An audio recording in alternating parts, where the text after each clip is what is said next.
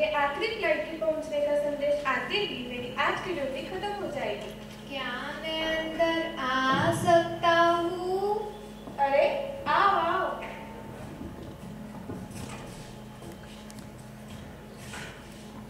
बोलो क्या खबर? सर, अभी तक कोई संदेश प्राप्त नहीं हुआ। अरे आता ही होगा, जरा सब्र करो। तुमसे ज्यादा तो मुझे आज घर जाने की जल्दी पड़ी है। सर, निर्धारित समय से अब आधा घंटा ज्यादा हो चुका है। तो हमारे सामने वाले ऑफिस को फोन करो।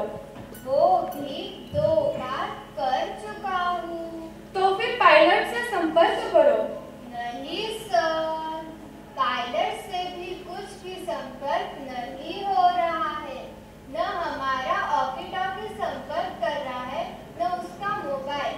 मुझे तो कुछ न कुछ गड़बड़ लगती है।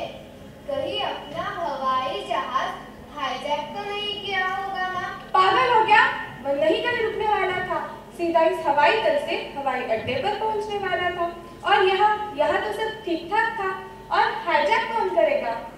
सर, इसका मतलब अब दूसरा ही पर्याय बचता है। दूसरा कौन सा? सर, याद करो जब उसका पायलट हमारे पास आया था और इस हवाई जहाज में कुछ खराबी है कह रहा था। इसके कारण ही हवाई जहाज उड़ने में देरी हो रही थी। मगर हमारे ऑपरेटर ने उसकी सारी जांच कर दी थी। मुझे तो इसी बात पर ही ज्यादा शक हो रहा है। किस बात पर? यही कि हवाई जहाज में कुछ बिगाड़ आया होगा और उसने बीच में ही लैंडिंग कर ली होगी। मगर उसने हमसे पहले संपर्क किया होता। देखिए सर, हमारा हवाई जहाज बरमूडा ट्रायंगल से तो नहीं जाता कि गायब हो जाए। तुम जल्दी करो, कुछ न जरूर हुआ है। मुझे बताओ, उसमें कितने लोग थे? 6 यात्री और एक पायलट, 6 में एक औरत और उसकी 4 बेटियां और एक आदमी। उनमें से किसी का मोबाइल नंबर? देखता हूँ। मिला क्या? हाँ सर, मिल गया। लाओ इधर, मैं लगाता हूँ। आप जिस नंबर से संपर्क करना चाहते हो वो अभी संपर्क क्षेत्र के बाहर है। क्या हुआ सर? ये आउट ऑफ रेंज बता रहा है। कैसे लगेगा सर? हम ही यात्रा में मोबाइल इस्तेमाल करने नहीं देते ना। तुम चुप बैठो, दूसरा नंबर बताओ। 73। आप जिस नंबर से संपर्क करना चाहते हो वो अभी स्विच ऑफ है। क्या हुआ सर? ये स्विच ऑफ बता रहा है। मुझे लगता है कुछ ना कुछ हादसा हुआ होगा। मुझे भी यही शक हो रहा है, मगर ऐसा हुआ होगा तो अभी तक ये खबर सब जगह फैल जानी चाहिए थी और हमें अभी तक फोन आने शुरू हो चुके होते।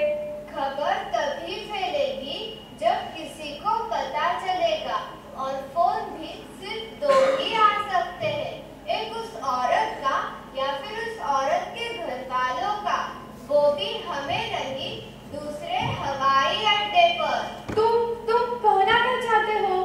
सर, हमारा हवाई जहाज जहां से गुजरता है उसके नीचे पूरा घना जंगल है। शायद नहीं, यकीनन हमारा हवाई जहाज वहां पर ही गिरा होगा। तुम पुलिस स्टेशन को फोन लगाओ, तब तक मैं हमारे सामने वाले ऑफिस में फोन लगाकर उन्हें पुलिस में जानकारी देने को कहता हूँ।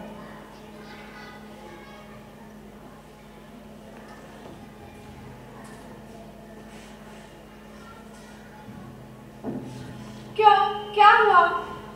सर, वहाँ की पुलिस कह रही है वो इलाका हमारे एरिया में नहीं है। आपके फोन का क्या हुआ? वे कह रहे हैं तुम्हारा हवाई जहाज था, तुम ही देख लो। सर, आप वहाँ के पुलिस को खबर कर दो, वो हमें हम ही वहाँ चलते हैं। हमारे आगे वाले फ्लाइट में 2 जगह खाली है ना? हाँ सर, लेकिन आज आप घर जल्दी जाने वाले थे ना? अब नहीं, जब तक ये सारे लोग नहीं मिल जाते तब तक मैं घर नहीं जाऊंगा। चलो सर, मैं भी आपके साथ हूँ। मैं अभी घर फोन करके बता देता हूँ।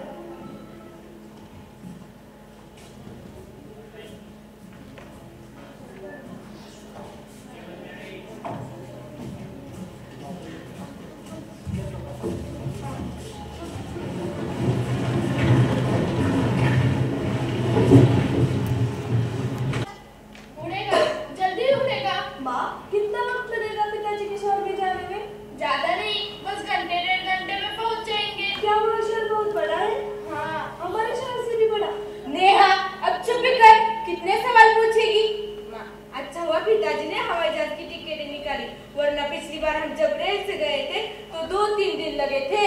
क्या हम पहले भी वहाँ गए थे? हाँ, उसे बहुत दिन हुए, तब तुम बहुत छोटी थी, इस परी से भी छोटी। और मैं?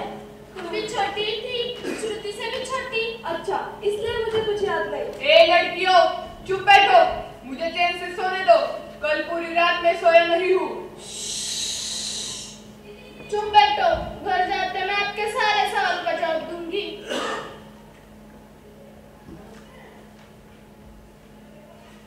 शांत हो जा बेटा, शांत हो जा। ला माँ, मैं उसे सुला देती हूँ। ये 3 लड़कियाँ क्या कहती? अब ये चाहती भी जागू थी। अरे जल्दी, क्या चाहिए परी को? अरे जल्दी। माँ, इसे शायद भूख लगी होगी। अरे बेटा, ये हम ऑफिस के लिए नया है ना, शायद इसे देखकर घबरा गई होगी। मगर हमारे लिए भी सब कुछ नया है, हम थोड़ी ही घबरा गए हैं। लो, अब तुम भी रोना शुरू कर दो।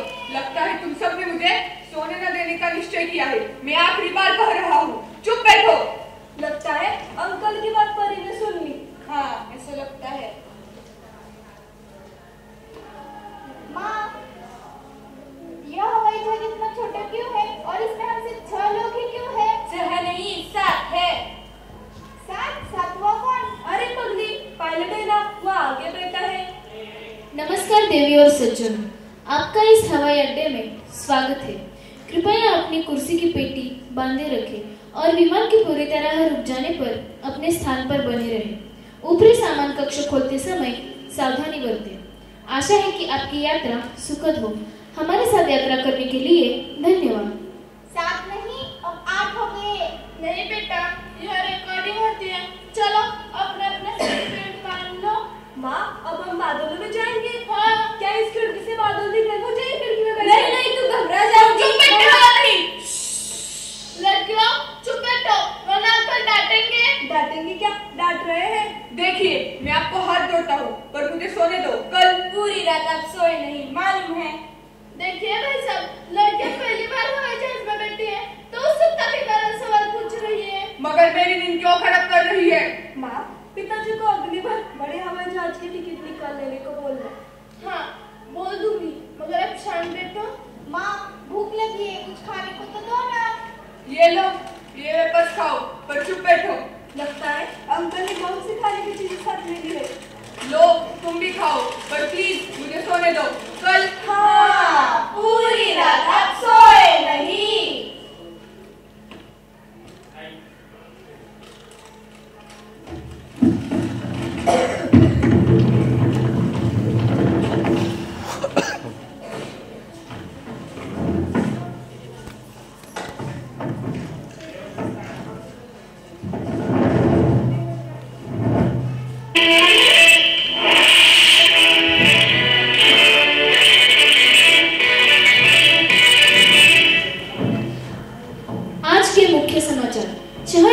को लेकर जाने वाला एक हवाई जहाज 24 घंटों से गायब है। उनमें से किसी भी व्यक्ति से अभी तक संपर्क नहीं हो पाया है। वे लोग जिंदा हैं या मर चुके हैं, इसकी कोई खबरबात नहीं है। धन्यवाद।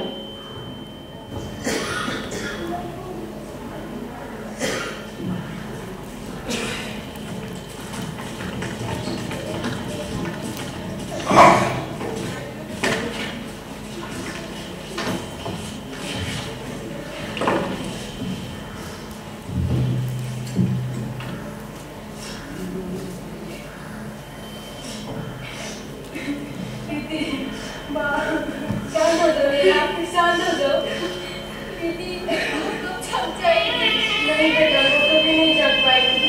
और पूरी कितनी देर से सोई, उठ ही नहीं रही है। हमारा हवाई जहाज गिर चुका है। अब ये बात तुम ध्यान से सुनो। पोली और माँ दोनों मर चुके हैं। हाँ, हमें मालूम है, लेकिन यह मानने को मेरा मन तैयार ही नहीं है। जब हम इस हवाई जहाज में बैठे थे तब कितने हाँ, हमारे पिताजी से मिलने के लिए हम कितने उत्सुक थे, कितनी उम्मीदें लेकर हम निकले थे। पर इस दुर्घटना ने हमारी सारी उम्मीदों पर पानी फेर दिया। पर माँ कहती थी हमें हमेशा उम्मीद बनाए रखनी चाहिए। मगर अब हमारे बचने की मुझे कोई शाश्वती नहीं लगती दीदी। हमारी माँ हमेशा के लिए दूर चली गई है। पिताजी मिलेंगे या नहीं मालूम नहीं, या पूरी जिंदगी हमें इस जंगल में गुजारनी पड़ेगी। मोगली की तरह हमें भी इस जंगल में ही रहना पड़ेगा। नहीं श्रुति, तुम्हें याद है माँ ने मरते वक्त क्या कहा था?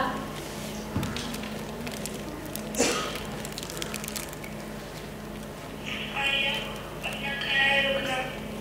नेहा और श्रुति को संभाल लेने की अब तुम्हारी जिम्मेदारी है।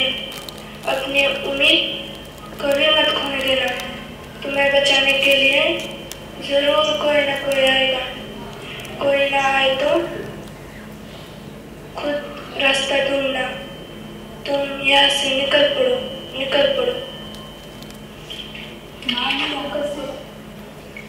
माँ ने तो यहाँ से निकलने के लिए कहा था, मगर अब हम अब तक यहाँ पर ही क्यों ठहरे हैं दीदी? यह हवाई जहाज गिरने की खबर अब तो सारे जहां में फैली होगी। सोचा था यह हवाई जहाज ही हमारे पहचान है, मगर अभी तक हमें बचाने के लिए कोई भी नहीं पहुंचा। मुझे लगता है यह जंगल बहुत बड़ा होगा। शायद उन्हें पहुँचने में बहुत वक्त लगेगा दीदी। मगर हम यहाँ से चले गए तो वे हमें कैसे ढूंढ पाएंगे? अगर वे यहाँ पहुंचे ही नहीं तो हम यहाँ रहकर करेंगे भी क्या खाएंगे? हाँ, खाने से आता है, सब कच्चे में कुछ मिलता है तो देख लो। हाँ दीदी। कुछ मिला क्या? मुझे तो बहुत भूख लगी है।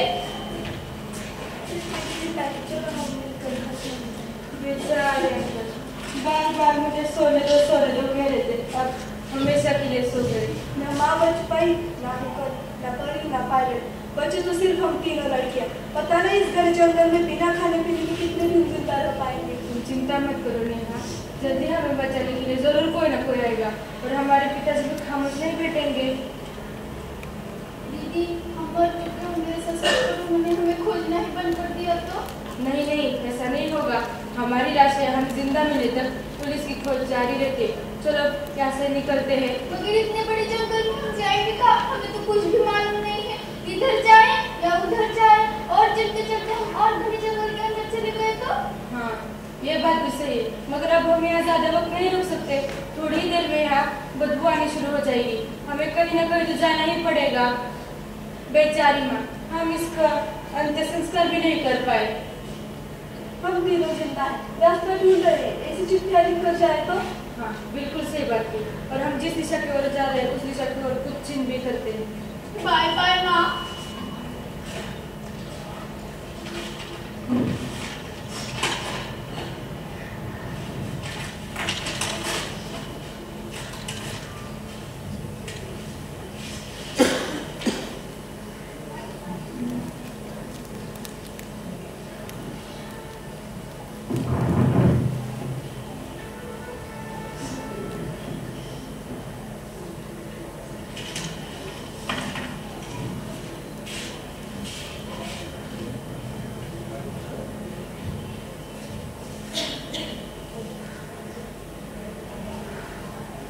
बाय बाय माँ।